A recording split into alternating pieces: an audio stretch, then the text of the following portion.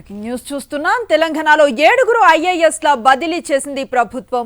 Inter విద్యా director గా శృతి ఓజా, గిరిజన సంక్షేమ డైరెక్టర్ గా ఈవి నరసింహారెడ్డి, ట్రాన్స్పోర్ట్ కమిషనర్ గా జ్యోతి బుద్ధ ప్రకాష్, ఎక్సైజ్ కమిషనర్ గా ఈ శ్రీధర్, సివిల్ సప్లై కమిషనర్ గా ఐపీఎస్ అధికారి డిఎస్ చౌహాన్లను నియమించింది.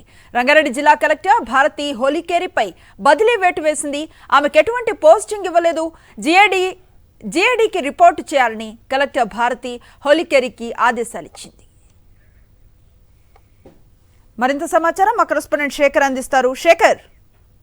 అనుశ్రీ, కలెక్టర్లతో ముఖ్యమంత్రి రేవంత్ రెడ్డి సమీక్షా సమావేశం ముగిసిన కొద్దిసేపటికే తెలంగాణలో కీలకమైనటువంటి ఐఏఎస్ ల బదిలీ జరిగింది. ఇందులో 7 అధికారుల బదిలీ జరిగినట్లు అధికారికంగా ఉత్తర్వులు జారీ చేశారు.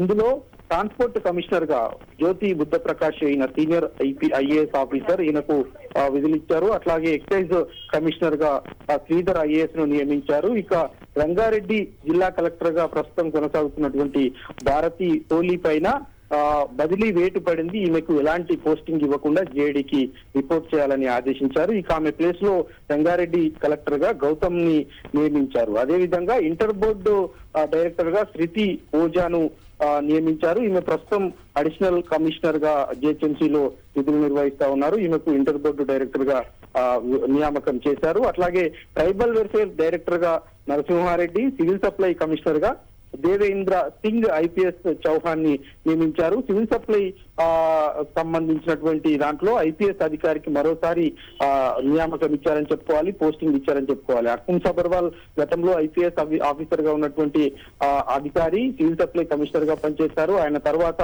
టీవీ ఆనంద్ కూడా సివిల్ సప్లై కమిషనర్ గా పనిచేశారు. ఇప్పుడు మళ్ళీ మరొకసారి ఐపీఎస్ అధికారికే సివిల్ సప్లైకి సంబంధించినటువంటి కమిషనర్ గా పోస్టింగ్ ఇచ్చారు. సివిల్ సప్లై మీద ఎక్కువగా ప్రభుత్వం దృష్టి పెట్టిందని చెప్పుకోవాలి. రీసెంట్ గా సివిల్ సప్లైకి సంబంధించినటువంటి రివ్యూ చేసినటువంటి సందర్భంలో 56,000 కోట్ల అప్పులు ఉన్నాయి, దానిలో కొంత స్కామ్ జరిగింది అన్నట్లుగానే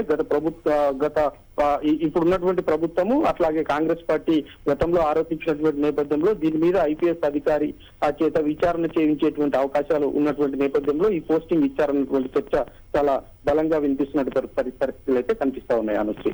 థ్యాంక్ యూ శేఖర్.